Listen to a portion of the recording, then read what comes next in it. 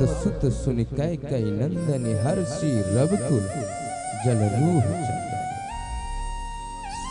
कई ने सुना कि भरत जी आ गए, महाराज प्रसन्न हो गए, खिल उठे, मेरा पुत्र आ रहा है, राजा बने।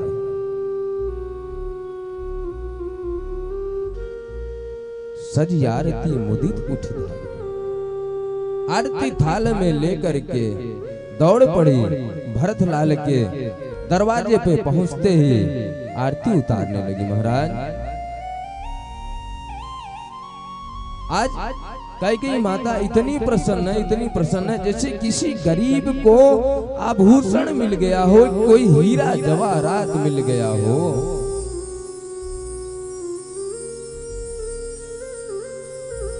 भरतलाल जी पूछते, माता कहो सब कुशल तो है, सब ठीक तो है?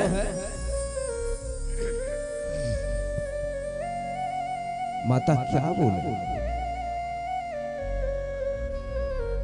भरतलाल जी कहते हैं, आप बताती क्यों नहीं? कैकेयी कहती हैं, बात तो बहुत कुछ बिगड़ने वाला था, लेकिन मंथरा सहायक बन गई और बात को संवार दिया। थोड़ा बहुत कुछ बिगड़ा है।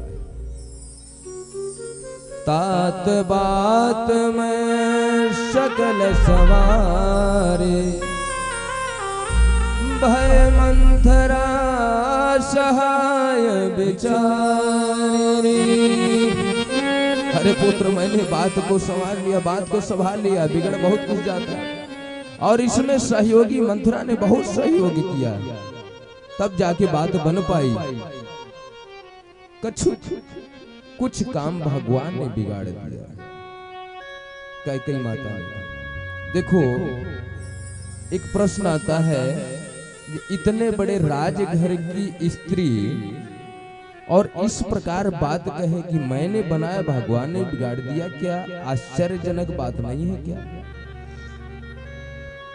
कहते हैं आश्चर्यजनक बात तो है। होई है सोई जो राम रुचि राखा, होई है सोई जो राम रुचि राखा, होई है सोई जो राम रुचि राखा, होई है सोई जो राम रुचि राखा। हो कर तरक बढ़ा वही साखा, हो कर तरक बढ़ा वही साखा।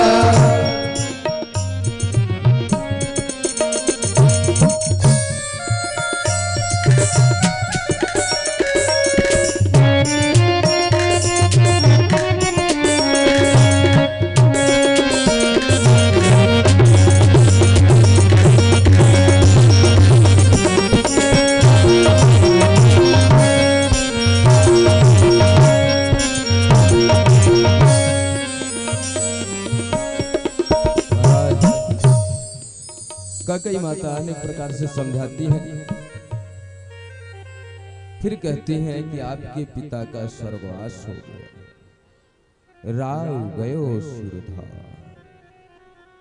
भरतलाल विकल हो गए, कहते हैं क्यों, क्या हुआ पिताजी को, कैसे चले?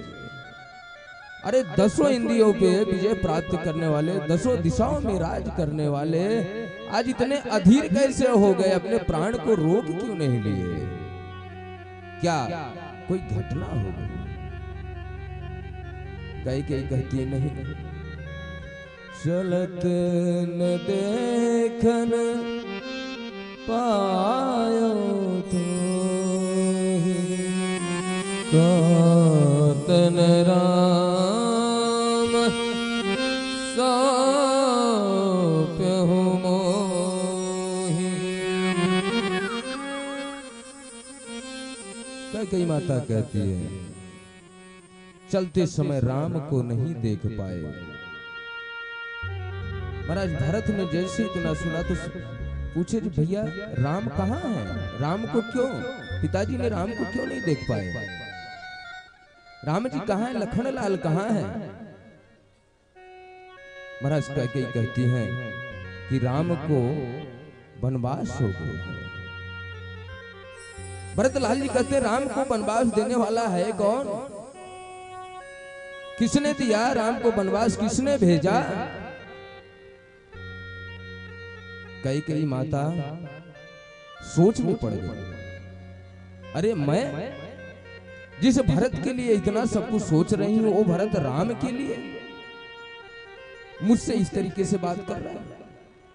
कई कहती है, अरे भरतलाल, मैंने तुम्हारे लिए कार्य किया है, तुम्हें गद्दी देने के लिए ऐसा कार्य किया। राम को वनवास जाने के लिए वरदान हमने मांगा था कि राम वनवास चले जाएंगे तो आप गद्दी पे बैठोगे।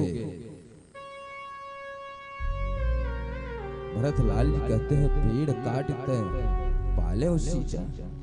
पेड़ काट कर उसको सींचती हो और सोचती हो पेड़ आगे बढ़ेगा।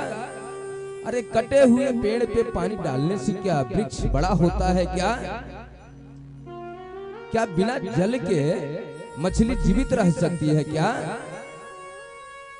बरमागत मन भय नहीं पीरा, परमागत मन भय नहीं पीरा। अरे बर मांगते हुए तुम्हारे मन में दर्द नहीं हुआ, तुम्हारे मन में पीड़ा नहीं हुई क्या? राम जी को वनवास भेज दिया तुमने। गारी नदी मुँह परयन कीरा,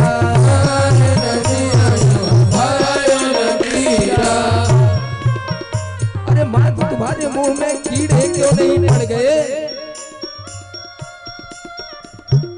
राम को वनवास भेज दिया, तुम्हारे मुंह में तो कीड़े पड़ जाने, ऐसा वरदान मांगने से पहले तुम्हारे मुंह में कीड़े पड़ जाने चाहिए थे।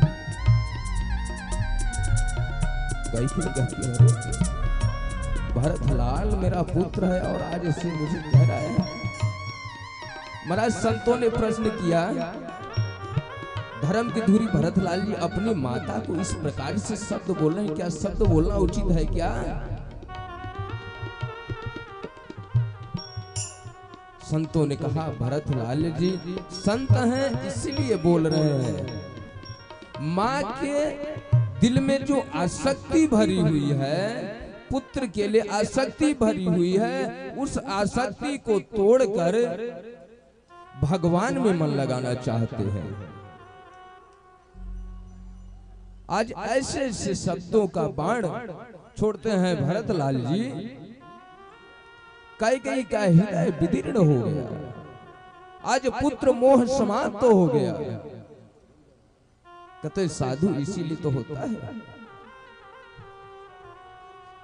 आसक्ति से दूर करने के लिए, भगवान से मिलाने के लिए। महाराज भरतलाल जी अनेक प्रकार से डांटते हैं। माता का कई शांत होकर सुन रही है।